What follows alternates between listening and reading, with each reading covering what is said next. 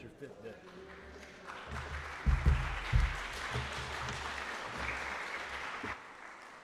Glad you're here and appreciate you this morning. You will enjoy our guest speaker.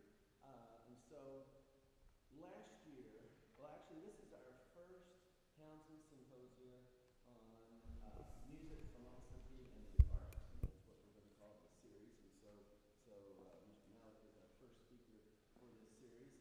The funding for this is from our Fabian Center for Musical Excellence, and so we appreciate that very much. And so we are very fortunate to have guests like Mr. Mallette with us.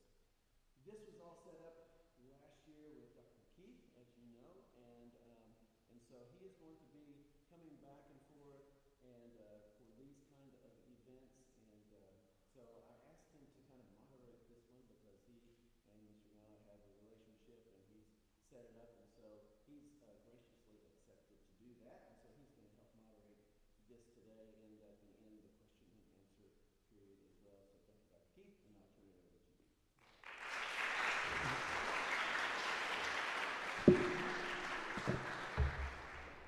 Well, it's always good to be back and see former students and new students. Understand you're off to a great start, and keep it going. I want to tell you just briefly about who Joe Fabian was, because none of you ever had the opportunity to meet her, and those of you who were here last year know a little bit about her, but those of you who are new haven't no clue who she was. Joe Fabian, one of her most important loves was the Townsend School of Music. She was very fond of attending Fabian concert series and was incredibly proud of what was occurring on the campus. Whenever we would visit, she would want to know about the students and faculty, was inquisitive about how students were progressing, wanted to know what was new in the curriculum, was curious about the impact that music was playing on our students' lives. There was a tremendous interest in the School of Music. Joe's financial commitment to establish the Joe Phelps Fabian Center for Musical Excellence provides for you the opportunity to expand your musical horizons and helps to prepare you to become a leader in the music and the arts. Her financial gift of $10 million was used to support you, to expand the concert series, to create these symposia, and to provide concerts by leading artists. By the way, this year there are 4 concerts in what we call the Jubilee Concert Series, all 4 of which have people who are in them that are multiple Grammy Award winners. So those are concerts that you're not going to want to miss. When Joe was asked to explain her motivation for making the financial commitment, here was her quote: "It's through the invisible hands of music that the soul is touched and healed." Joe was an incredible person. I'm sorry that you did not get to know her, but her legacy lasts forever. I'm very pleased to introduce David Mallette to you. David spent over 2 decades as an arts administrator and a producer, starting with stints at the Alley Theater and Houston Ballet. Then he joined the Fort Worth Ballet, where he was the executive director for 15 years. During his tenure there, the ballet program quadrupled in size, expanded its program across the state, rebranded first as the Fort Worth Dallas Ballet, and then Texas Ballet Theater. David then joined management consultant for the arts, where he is now president. MCA is a consulting firm that specializes in recruiting artistic and executive leadership and organizational development. His clients include the Oregon Shakespeare Festival, Pittsburgh Ballet Theater, Houston Grand Opera, San Francisco Ballet, Jacob Pillows, Guthrie Theater, American Conservatory Theater, and many other theater and dance companies, festivals, and service organizations across the country. Now, what he did not say or give me in his introduction is that he is a fantastic communicator, has music degrees and actually started out as a band director. So, David, we're going to turn it over to you, and then when you conclude, we've got some questions prepared and some questions that maybe the students would like to ask. Thank you, Dr. Keith. It's a pleasure to be here. Thank you for the invitation. Before I say anything, I'd love to be able to get a sense of who you are. I want you to think, irrespective of your degree program, 10 years hence, what you believe you might be doing. How many of you see yourself as performers 10 years from now? Educators, church musicians, musicologists, God bless you back there, composers, new music, God really bless you folks there. That's, who did I leave out? Be honest, how many of you don't know?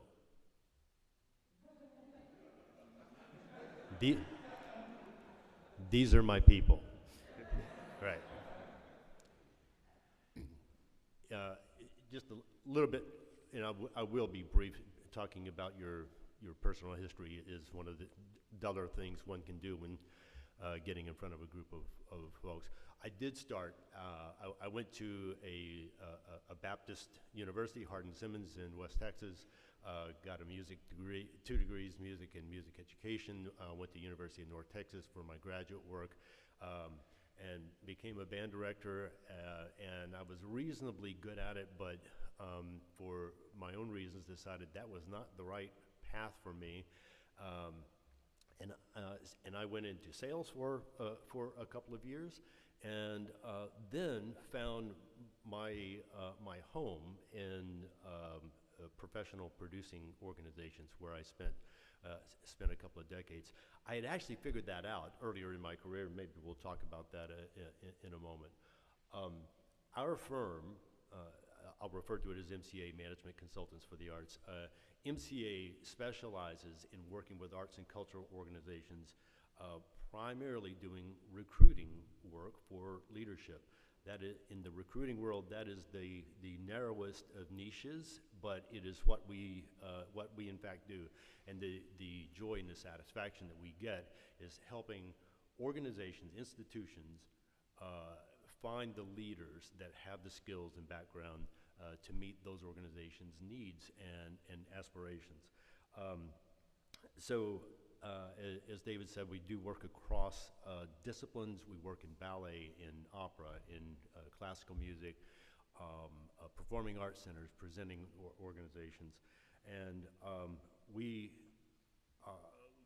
get great joy out of helping those organizations find their next leadership. The arts world, the arts and cultural world, is in immense transition right now. I've been in it now almost 40 years, and I've never seen such enormous layers of transitions. There's an enormous leadership change. Part of that's pandemic driven. Part of that is my generation, baby boomers are finally retiring and getting out of the way and making opportunities for others. There's enormous changes in whose work gets presented. The social changes, the racial justice changes that are going on in our country right now is really affecting and causing a lot of great discussion. Sometimes stressful discussion, but great discussion on whose stories get told, whose music gets played, whose choreography gets performed, and also how work is delivered.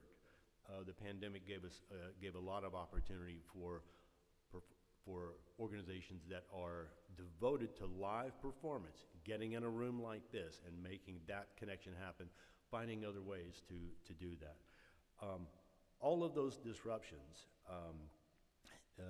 from COVID, from social change, from audience tastes changing, are opening up enormous opportunities and challenges for organizations as they look to the future.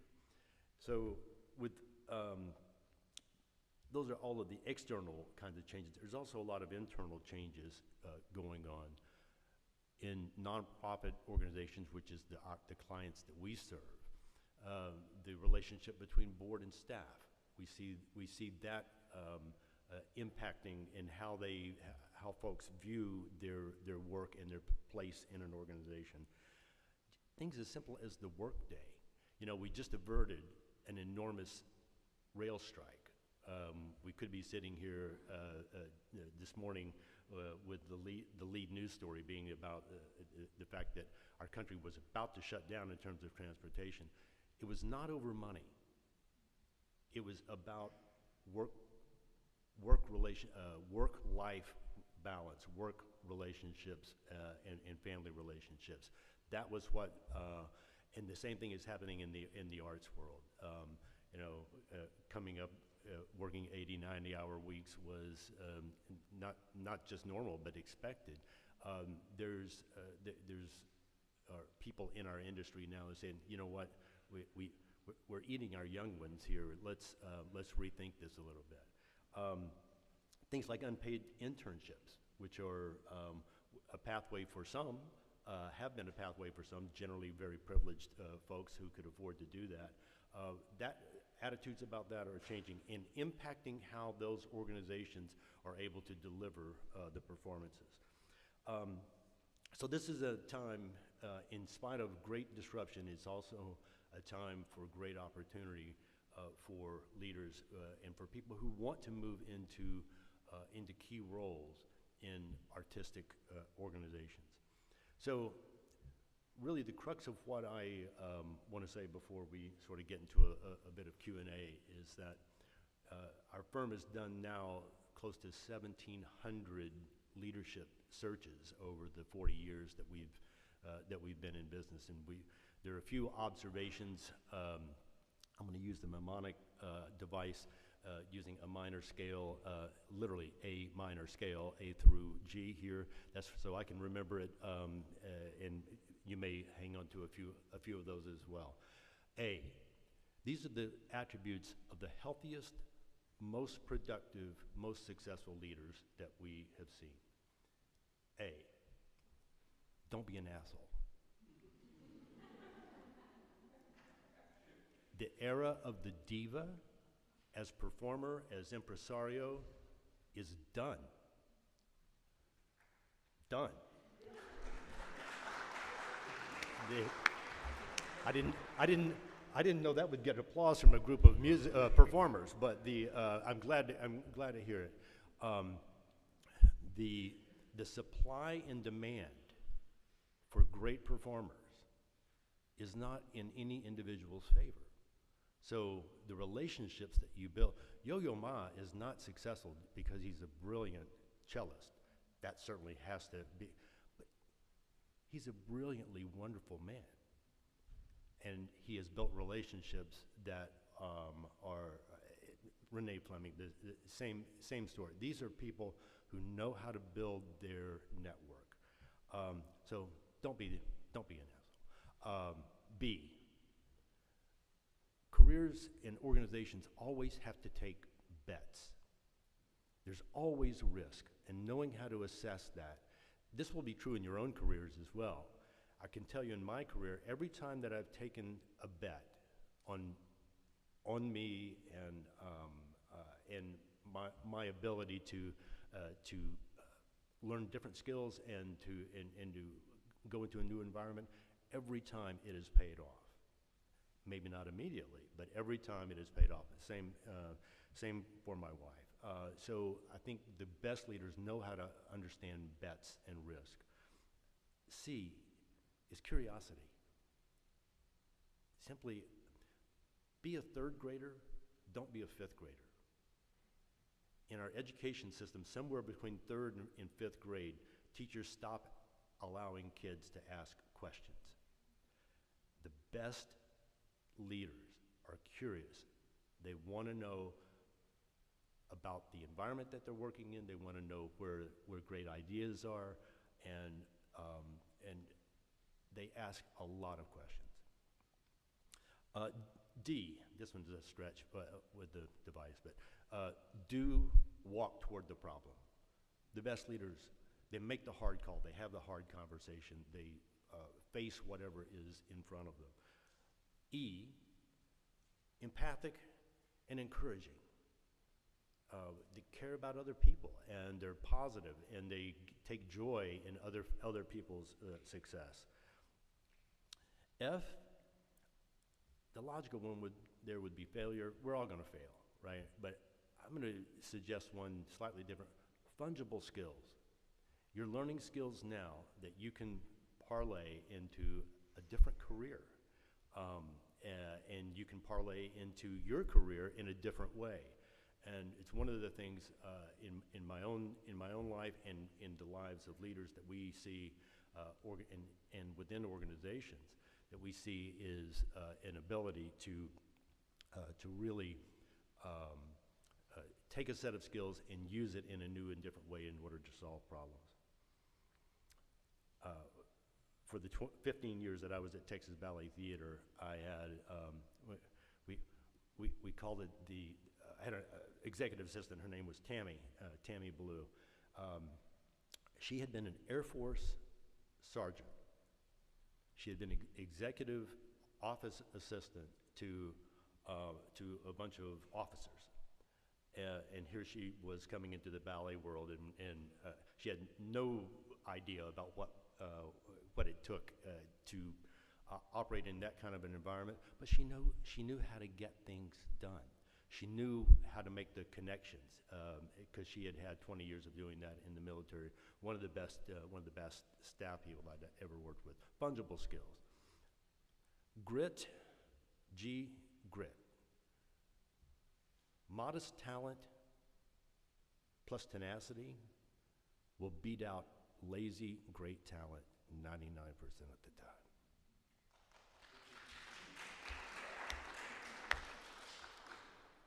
Add a good attitude to that, and you can have a brilliant career. I worked really hard to be a pretty decent saxophone player. I saw people much more gifted than me who see their careers not go anywhere just because they were relying on their native gifts. I wish that there was an H in the minor scale, so I'm just going to add one. There is. Did I miss it? Did I miss that in theory? I did. Oh, thank you. Thank you. H is humbleness. Great leaders don't have all of the answers. Far from, and especially in today's world with so much tectonic shifts going on in our world and in the industry, and a humbleness and a willingness to look for the best idea in the room. So with that, let's switch to some Q&A. I can do the recap if you want, but I think evidently this is being recorded. I guess you can always go back onto Facebook. And if I offended anybody with the first one, you'll accept my apologies, but it was an important one to start with. So, okay, I'm going to ask David some questions while you begin to think of questions that you might want to ask, and hope that you'll feel free to ask anything you want to. Okay. I know you started and studied as a music educator, but then you went into arts administration fairly early in your career. Why? I'd actually found that producing was what I loved doing when I was in college. As part of the student government, we started a presentation series, and I was a part of that, and produced a number of big events. I mean, and it gave me so much satisfaction and joy. But I was on a path. I had decided at 17 that I was going to be a band director, and that was the path that I was and I got in it, and I did it, and I think I was reasonably good at it, certainly not brilliant, but wow, it just did not feel like it was the right thing for me. And I didn't think that I was the right person, frankly, to serve the students, that there were so many others. And as I looked forward in that 10-year horizon, I said, I can't see myself still doing this 10 years from now. So I tried something else, and I was in sales for a couple of years, and I knew that was not. But again, that gave me some great skills, and then I found a job in sales at the Alley Theater in Houston. So for me, maybe it's just that I have a low boredom threshold, or not that band directing was boring by any stretch, but I was looking for a level of satisfaction. We only get one career, and I wanted to use it in a place where I felt like it was both satisfying to me and that I could be of some impact. Okay. So moving into a new career goes back to that letter C that you talked about, curiosity, maybe. Hmm? Yeah. I did a thing. I did a bunch of informational interviews. There's a great book. It'll feel a little 70s dated, but it's called "What Color Is My Parachute?" And and it's about fungible skills, by the way. And when I realized I didn't want to stay in teaching, which was it was a distressing moment for me as well. I had all this investment in doing this, and I hope you don't hear me sitting here saying you shouldn't be pursuing this path. It simply wasn't right for me, but I love the arts, and I love performance, and I love producing, and I went and visited with a bunch of people who did what I thought might be interesting to me, and that was not to apply for a job, just to call them up, and I was surprised at how generous people were with their time for somebody that they didn't know at all, and what is it like to do what you do? And that was where I figured out I'm going to look for an opportunity to get into a professional producing organization. Do you miss making music?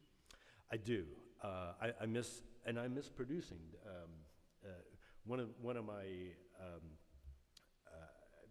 again, I've worked really hard to be a mediocre musician.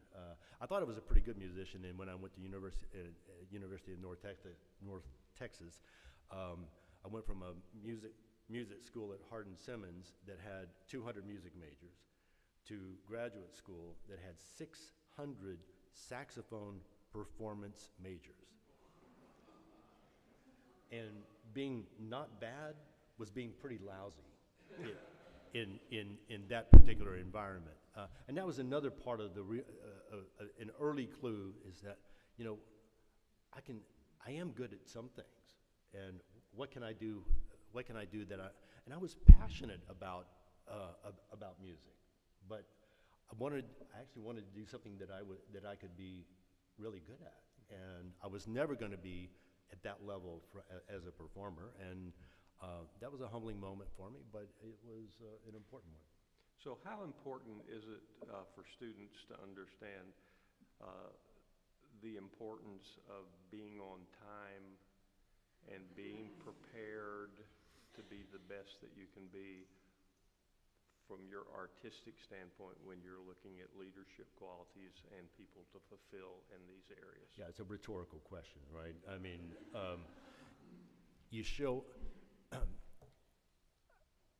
the board at Texas Ballet Theater was very kind, and they did a dinner for me as I was leaving after 15 years, and the thing that I said that I appreciated the most, I had one point in that: the people that I appreciated are the people that show up, and showing up means that on time and ready to go. people that actually show, that was the Tammy Ballou in our, the former Air Force sergeant, showed up ready to go, reading the landscape.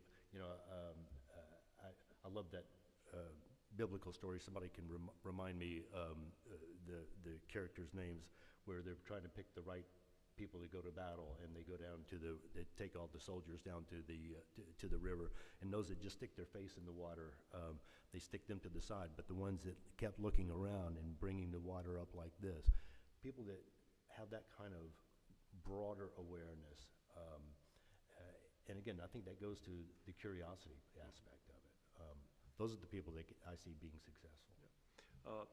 When you're looking at a person for arts leadership and you receive resumes, and I'm sure you get lots of people who are applying for jobs, what's the thing that jumps off of the resume, or is it totally the resume that gets them at least to the next level of interviews? Talk to us a little bit about that. Well, there's always a strata of skills and experience for any particular job that you're looking for. But we will find a ton of those. It won't surprise you that in artistic director search, ballet company artistic director or theater company artistic director search, we will get sometimes, it's not like the academy where you may get hundreds and hundreds, but we will certainly get in excess of 100 resumes. So the things that tend to catch our eye, given the baseline of skills and background, is the cover letter, which a lot of people just use a cover letter as a rehash of their resume. The resume is all about you. The cover letter has to make that intersection of what the organization's great needs are and what your skills are. I'm cribbing Frederick Buechner, if any of you are fans of him, about where joy and satisfaction lie, is the world's great needs and your great gifts. And the cover letter does that. And also having some serious references helps the case, which is the importance of building and keeping a good network all the way through your career. Okay, so how do you build a network? Yeah, you have to be assertive. I talked about asking for informational interviews when I was trying to make a pivot in my 20s in my career. Every one of those people, except for one was an asshole. But the other 5 that I visited with, and there's always going to be, you just have to ignore those folks. The other 5 said, keep my card, keep my number, and one of them actually, even though I wasn't there to apply for a job, ended up calling me. I didn't take the job, but ended up calling me, would you be interested in coming to do this?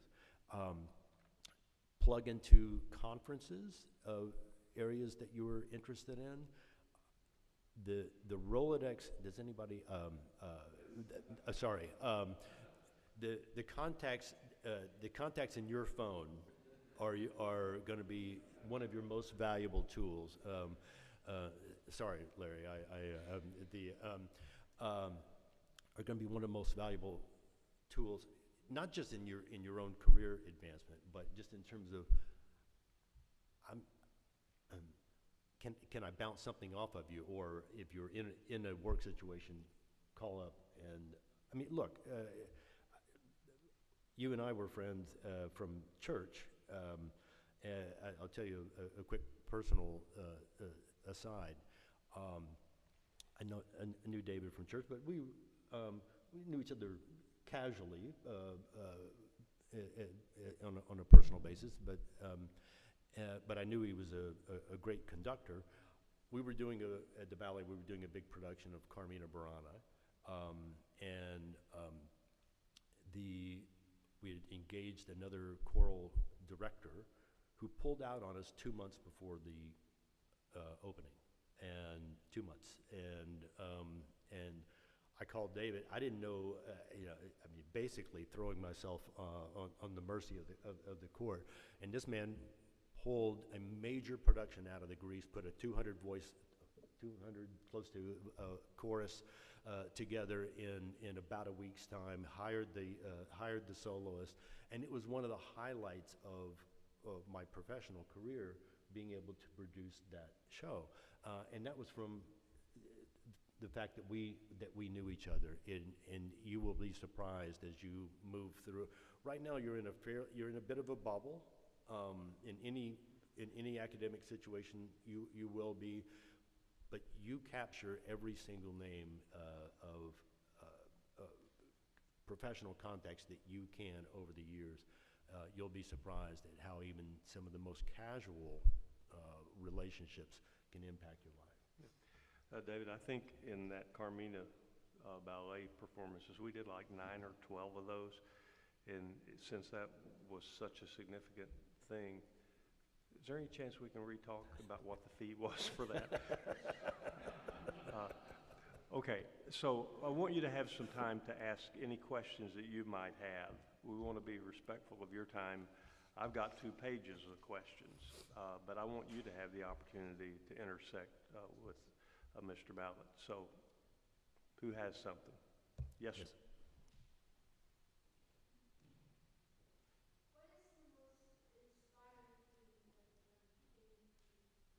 The most inspiring?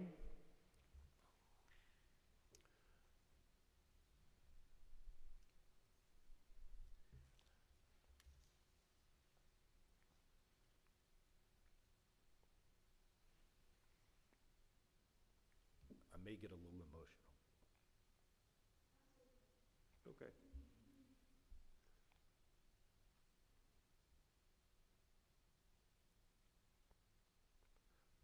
This is always a tense and embarrassing moment.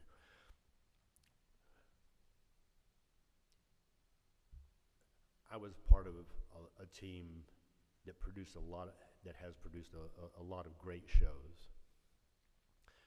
But I think the most inspiring times was as we built our team. There were people who had their own life confusion, struggles, and to be part of helping them to find a professional and personal path that was meaningful. We had a young woman that came to work for us right out of TCU, was our receptionist. And I mean, here was somebody that had graduated summa cum laude from TCU, just a brilliant young woman. But she was a party animal. And every Monday, and when I say every Monday, she was either late or missed work because she'd been drinking all weekend.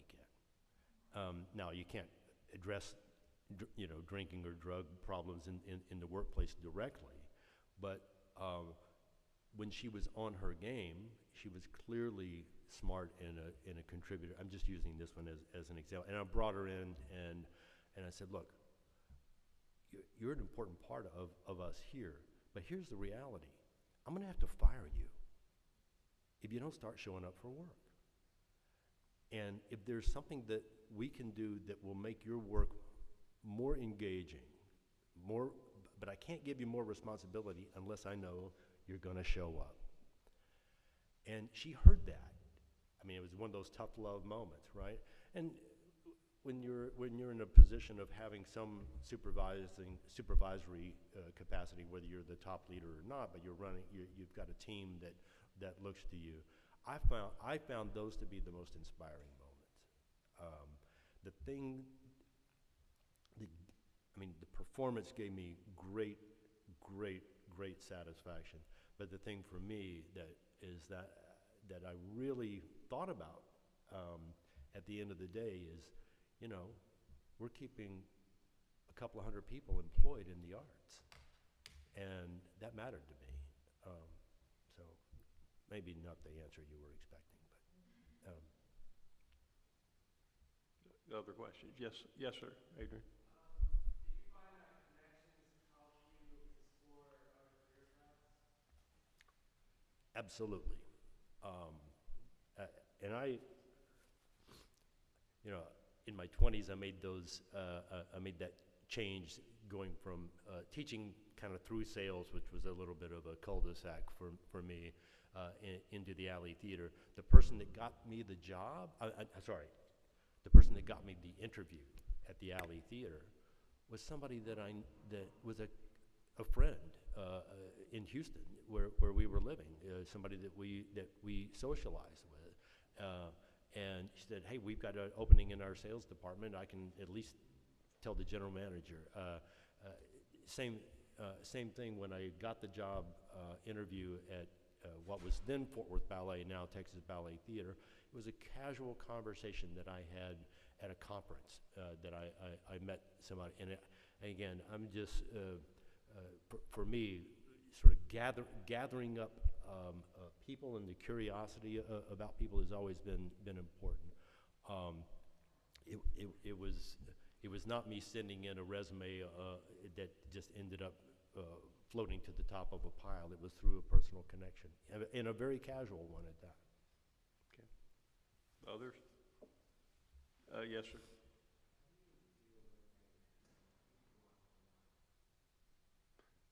Would, just because my ears are old, would you speak louder? I believe it says, how do you deal with negative people? How do you block them out? Okay, good.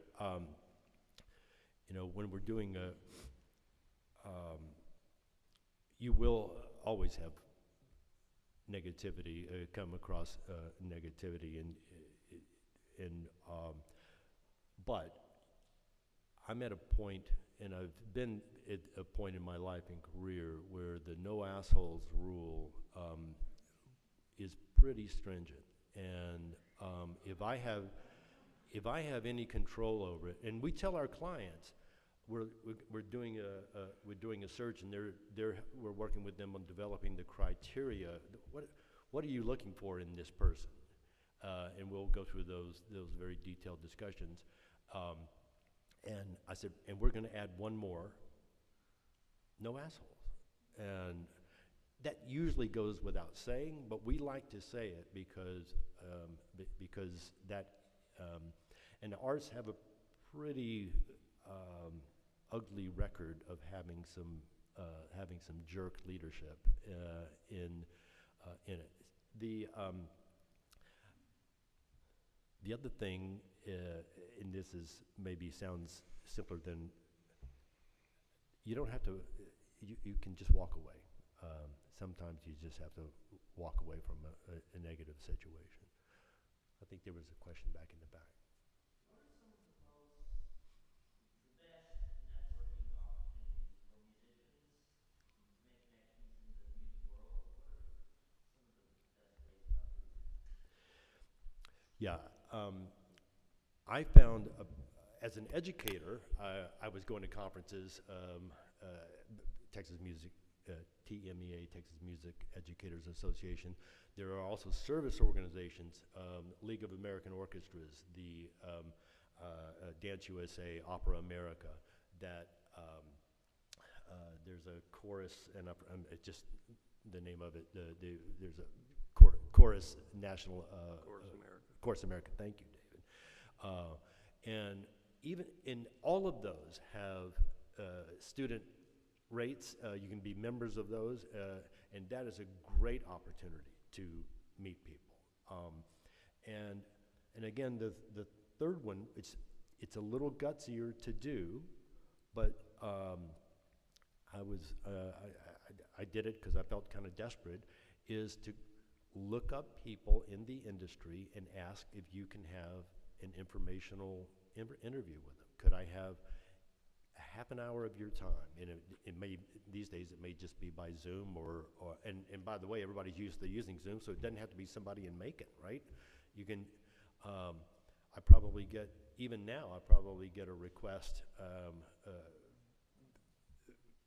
every day, and I'm not able to, literally not able to handle all of them, but somebody in our firm will, just to have that conversation with people who are looking to take the next step in their career. So that last one's on you to take that kind of initiative. But again, I have found people to be very giving in this industry. Yeah, and if you happen to contact someone and they just don't have time, Is there well, some, you just don't stop. You have some persistence about it, right?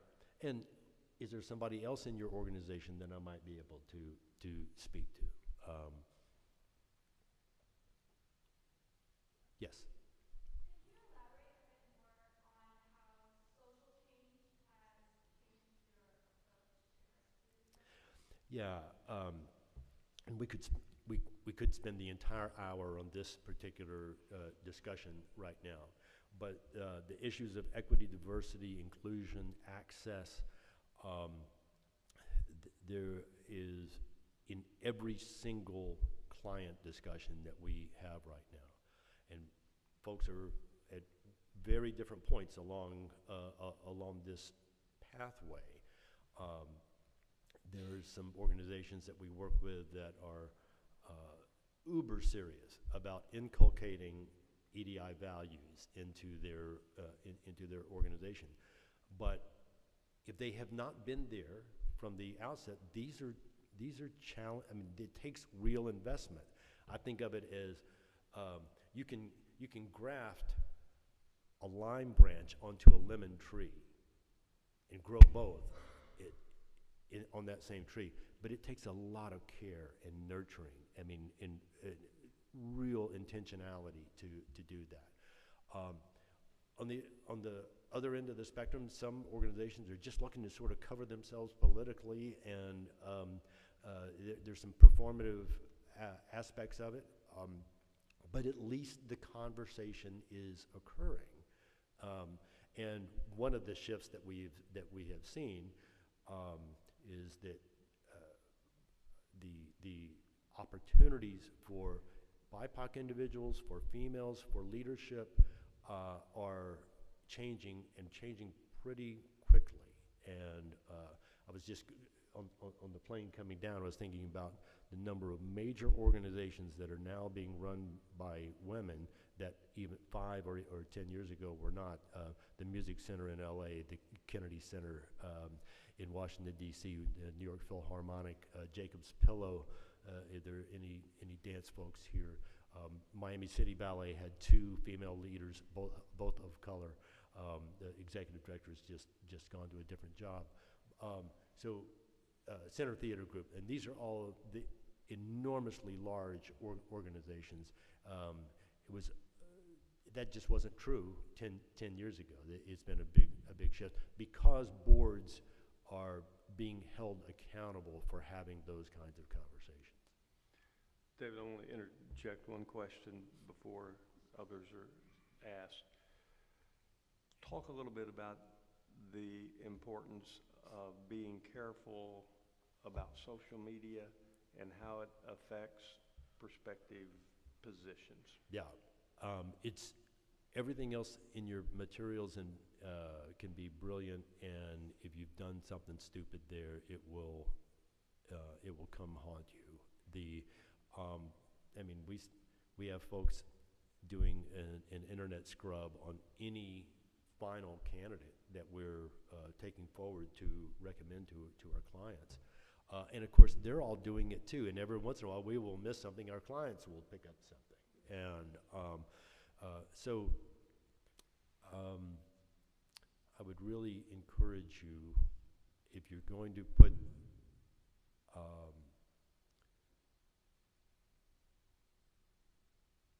I don't want to be too prescriptive here. There are certain things that you can put in a private Facebook group. Even then, they can get pushed out to other broader platforms. It would be hard to overemphasize how easy it is to be stupid on Facebook. And I will say what I said to your dean a moment ago. I mean, Twitter is a cesspool. I mean, and I know you're just sitting here listening to a 60-something old white guy, but I don't find anything pretty there.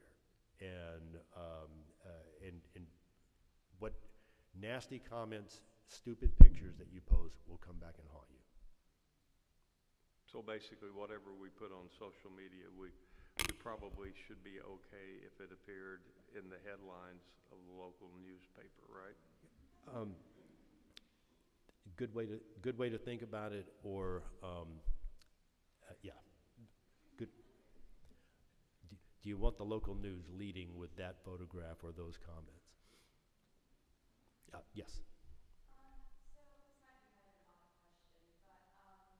this might be more than a mock question, but I was just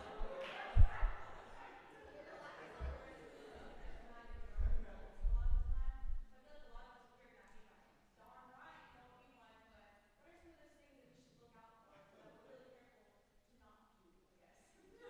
Well, look, I think it's pretty straightforward. Golden rule, right? I mean, I suspect a lot of you, if you don't have sort of religious backgrounds, that you come from families and cultures that are being kind to each other, and it's one of the. I mean, it's a legit question, but I would say for you to default to, if you think something is as assholey, it probably is, right? Listen, it doesn't mean that there aren't hard conversations. You asked about the inspiring moments. You have to have those kinds of hard conversations, but if you think it is, it probably is. So bottom line is to just be kind. Be kind. Yeah. It's. My wife runs a big team of book editors for HarperCollins, but she has to intersect with a lot of other department leadership there. And one of the things that we both find in our work is looking for the people that are seeing seeing the bigger picture. The adaptability, I could have put that instead of asshole. I could have put that as A, because every organization gets to a point where it has to change. It has to change to internal circumstances, external circumstances. When we hear people, and this is not quite the A word here, but when we hear people say, "This is not what I signed up for," because of organization, that person is probably not going to be there a year later. Or worse, they will be, and they'll just be a toxic presence. So wanting to be something bigger than yourself. It's perfectly fine to look at a job about how will this benefit me, of course, but here's the great unsaid thing that I'm going to say to you in terms of whatever your first job is, or your second job, or your third job. Nobody hires you to make you happy as their primary motivator. Now, if you're working in a place where they want you to be unhappy, get out, right? Of course they want you to be happy and satisfied, but that is not the motivation to hire somebody. Nobody hires you to make you happy. So the assholes think their job is to make me happy. Hope that helps. Yes, sir. Do you have any advice for musicians in marketing themselves? Probably a more detailed discussion than this, but that's one of those hard skill sets that is a lot of organizational leaders need to find, and how organizations think about themselves as a brand and how they communicate that and market that. That's another tectonic shift that is happening right now. I mean, so it's a great question, just a little probably a little too specific and detailed for us to get into now. But thank you. Yes. Yes, I'm wondering, we have some graduates that go off to arts administration programs. If you look around at the arts world that you're in, do you see a lot of graduates of those programs? Or is it more people who come up from the practical way? Or I just wonder. Yeah, more and more, but it's still one of the careers that you don't have to have an arts administration degree to get into. The theater field is particularly heavy. Yale's got a great program, and they've launched a lot of theater leaders but and I'm going to, from a practical standpoint, I'm going to say that there are a few strong programs, and I think it's one of those, if you're going to spend that kind of time and money on a graduate program, I think you've got to be pretty judicious about it. I still find that 2 or 3 years of practical experience in an organization will probably propel. You're still going to have to go into into what is going to be perceived as an entry or entry-ish level position, even with one of those jobs. Unfortunately, our time is just about to a close. David, we can't thank you enough for being here and sharing your ideas with us. One of the reasons for the symposia is to allow you to have the opportunity to intersect with people that you would normally not be able to intersect with. The next symposia is on February the 8th. Terry Hershey, who is a writer, speaker, and a storyteller, will be here. And in his writings, he's always moving back toward how music impacts people's life, how you follow your song, how you find your song. I think that'll be another tremendous thing, and I hope you'll look forward to that, February 8th. Then that evening, the King Singers, multiple Grammy Award winner, will be here in concert. So, David, this has been very, very informative. We're going to hopefully take what you've said to us, put it to heart, and learn not to be the letter A. That's right. Okay. Thank you all.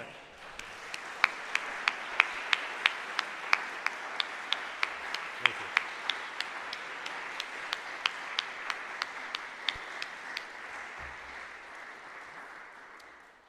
See you. Go in peace.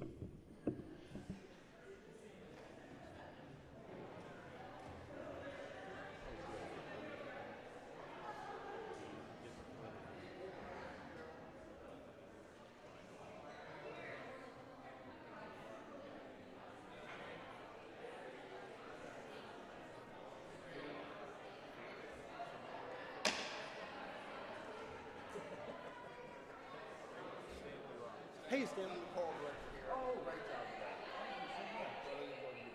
Oh, well, I appreciate it. I wish my whole life I wish I had had it.